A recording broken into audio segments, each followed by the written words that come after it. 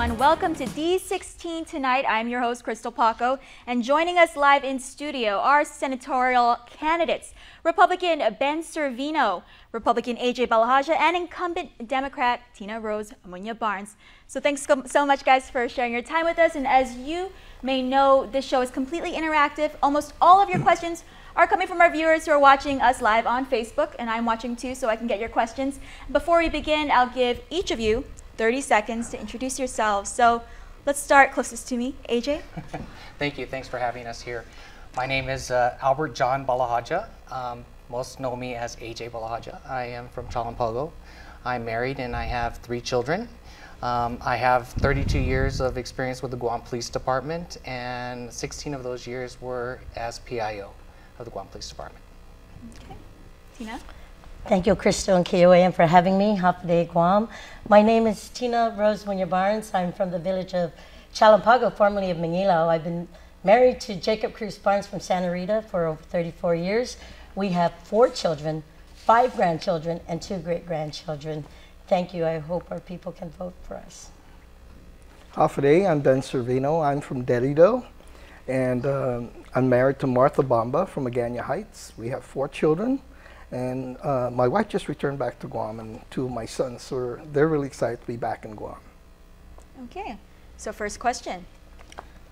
Why should anyone vote for you, and what makes you qualified? And this is interesting because 2 of you are new faces. Mr. Servino, can you start off? Sure. I believe that I'm, one of the recruits that just came in, a new recruit. I'm the voice of the most vulnerable, the people with disabilities, the youth, the elderly, and also the veterans. And I believe with my experience in the government, I've got over 38 years of government service, and also working in the field of disabilities as the director of DISIT. I believe I can provide the knowledge, skills, and abilities from that experience to share with our people and benefit our constituents. Beautifully said. Ms. Tina? Thank you. I truly believe that leadership begins with listening.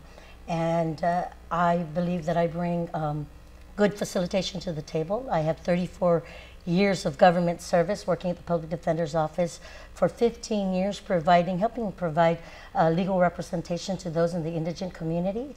I was at the Department of Integrated Services for Individuals with Disabilities for 6 years, advocating for all persons with disabilities as a one-stop center. We had that office open, and 6 years, 6 terms as your public servant, and I'd like to continue to bring new resources to the table. AJ? Well, I truly believe that I'm qualified for the position of senator if elected. I've been with the Guam Police Department, like I mentioned earlier, for 32 years, so I have 32 years of experience. I am knowledgeable and have relations with upper management and all forms of law enforcement within the government of Guam, to include the federal government. So I want to continue that rapport within the legislature and be able to hold the individuals that commit certain crimes against our community accountable, and working closer with those agencies as well. So collectively, we have almost 100 years of Guam experience just right in front of me, and that's to assure you that they are very qualified. My next question is, raising the minimum wage. It's not just a debate locally, but nationally. Do you support it? And if so, explain. Ladies first. Okay. Sorry, Mr. Servino. Sure. Yes, I believe everyone here on Guam should get a raise. I think it's important, as Guam's cost of living is very high. I think that we should look at raising the minimum wage, but I also think that it's important that we look at all the components. We need to look at what the private sector has to say, especially with small business operations, and get a collaboration of feedback from the community. But Guam's cost of living is really high, and affording them that opportunity to get into, spend back into the community, I think that we should look at raising the minimum wage. AJ? Well, I agree with Senator Barnes in regards to asking the public and the private sector how they feel about increasing the minimum wage. With that said, minimum wage is only a starting point for people that come into the workplace, and after a while, hopefully they receive, you know, their pay increases as time permits them in their capacity in that job.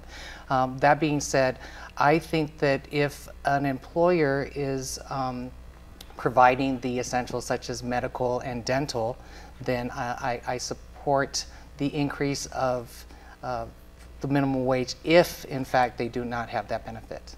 Okay, Mr. Servino. You know, the federal minimum wage is now $7.25. It hasn't been increased in the last 7 to 9 years. I think it's high time we really look at that and put parity there. And there's a lot of people here that are, you know, working 2 jobs because they can't afford to maintain their lifestyle here in Guam with the high cost of living. So I really look at minimum wage as a way to address some of those challenges for our people. Okay, the next question is actually viewers submitted from Elizabeth Agagi, who asks, what are your plans to improve facilities for elderly care? Seeing as you may be the youngest on this, I'm not sure. I don't know. I don't know if I'm the youngest. You know, our manunko are very important. I mean, they're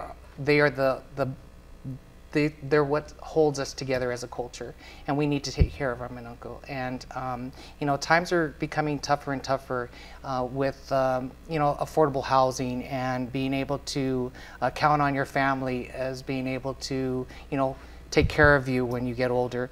So I think that we need to support, you know, places that are able to take care of our elder, and I support any kind of project that would provide that type of care for our elder.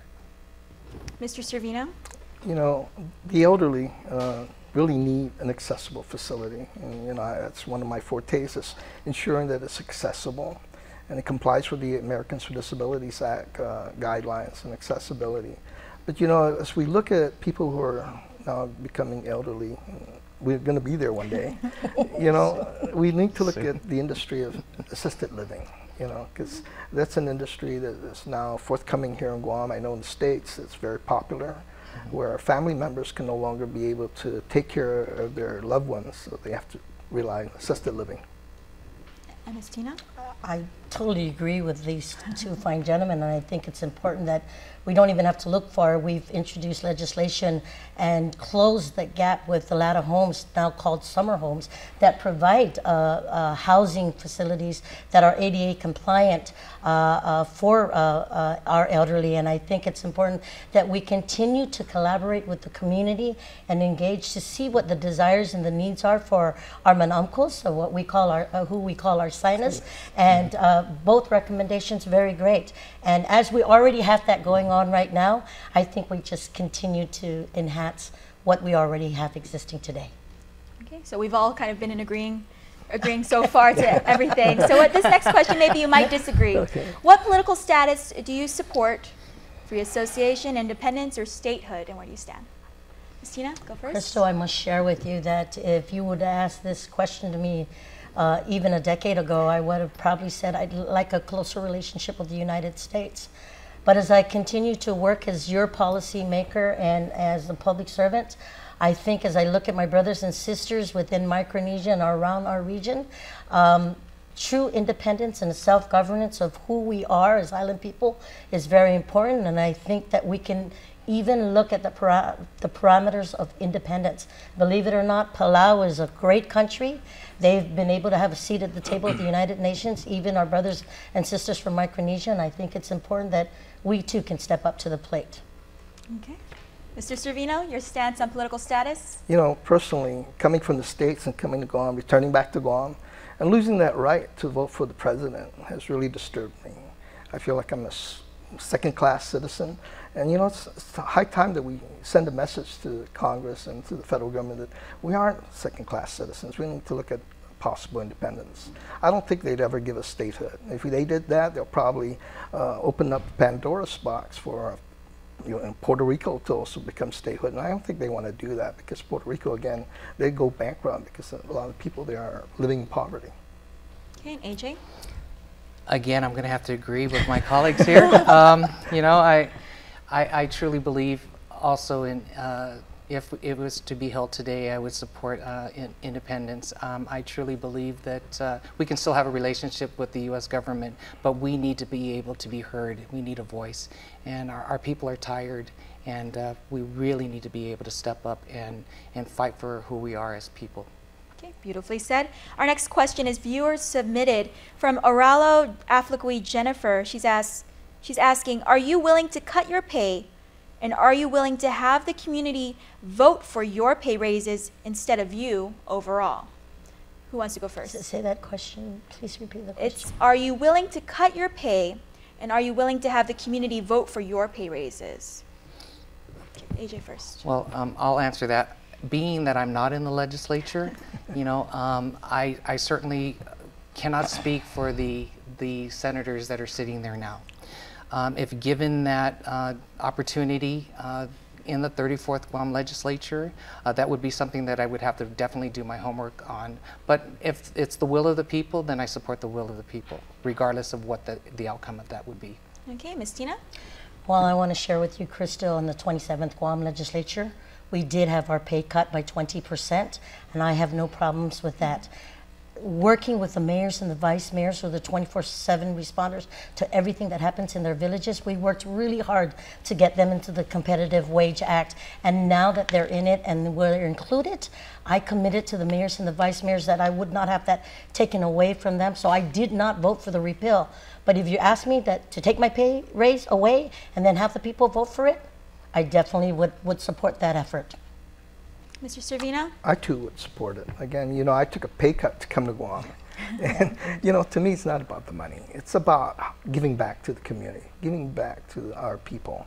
And that's why we're here. And, you know, I'm a public servant. I've been a public servant for over 38 years, 10 years for the federal government, 10 years for the state of California, and now here in Guam, 18 years. So it's for the people. And all spoken like true public servants. Again, stay tuned. We'll continue this discussion with D16 when we return after the break.